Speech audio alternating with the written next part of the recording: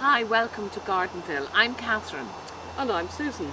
Well, today Susan has got me down with the most vibrant coloured sort of plant. What are we dealing with? We're dealing with Swiss chard here, Catherine, and now what is Swiss chard? Swiss chard is a Swiss chard or leaf beet, and you eat, there's two bits of it you can eat. I'll pull a piece here.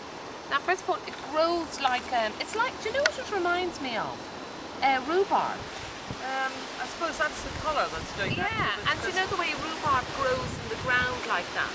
Yeah, and you pick it in a similar fashion. You pull the leaves off from the base, taking off the outer leaves. Okay. And I've got two coloured variety here, so I'll pull another one as well. Are they the same variety now? Same packet of seeds, same variety. It's just this is, I forget what it's called, but it's a multicoloured one. See, there's red in the stem here and in the leaf vein. And here, this one is white. Right. Okay. Tastes exactly the same. Now, how do you know when to eat this? When you've got nice big leaves developed, not too big, and you pull them from the base, and you keep using the outer leaves rather than the inner ones, and then it keeps growing from the centre. Oh wow, because actually you can see the little baby ones coming up here. These will become the outer leaves now as you take away from it. Oh, I see, okay. Now can you eat the whole lot? You can. It's like a vegetable, it's like a carrot or a pea. Yeah. Right. It's like a vegetable. You use the leaf section like spinach. Oh wow. And do you cook that then in a bit of butter, or how would you cook it? But what I do is you just rinse it and put it into some very little bit of boiling salted water. Right. And it then cooks very like spinach. So you only need to cook it for how long? Oh, a couple of minutes. A couple of minutes, yeah. Okay. And drain your water, drain pop as well. A little bit of butter maybe on top. Pepper and things, yeah. Right. And I usually rinse the leaves first and just, clean them, of course, yeah. A bit like you would lettuce. And that's how you cook that. Now the stems, you can use the stems as well. I have a knife here, and what you do is you just cut the stems up into sections, boil them as well until they're tender, right? And then toss them in butter and lemon juice. And I'm sure they're very nutritious.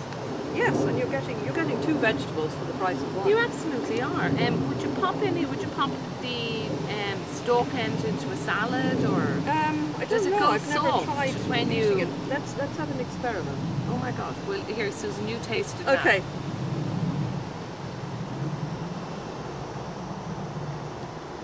I think I'll cook it and wait for the lemon juice. Well, I had this. I did try and grow this, not knowing what it was, of course. Susan just gave me this. You gave it to me as a little plant, and you said pop that in. Popped it. Had no idea what it was, and I saw this come up, and I said, "Oh my God, the whole thing has gone absolutely berserk. Never heard of chard. What is it?"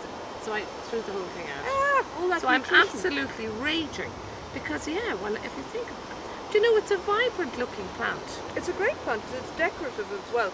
You see it used in some borders for its decorative quality. Really? You'll see, if you go to the Botanic Gardens, I think they have a bed which is full of decorative vegetables.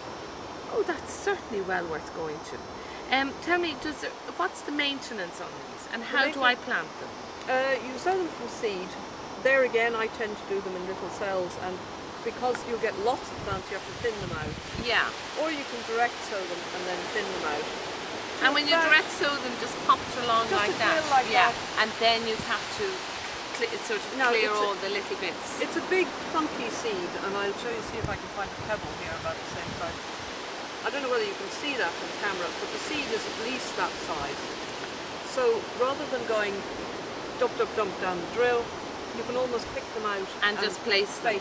At every space you want to plant within a couple of seeds. And if you go from plant to the little plant to this, how far apart do you do it? Sorry, 8 to 9 inches, that sort of thing. 8 to 9 inches. The seed packets will tell you the spacing. But isn't there a huge amount of eating in that?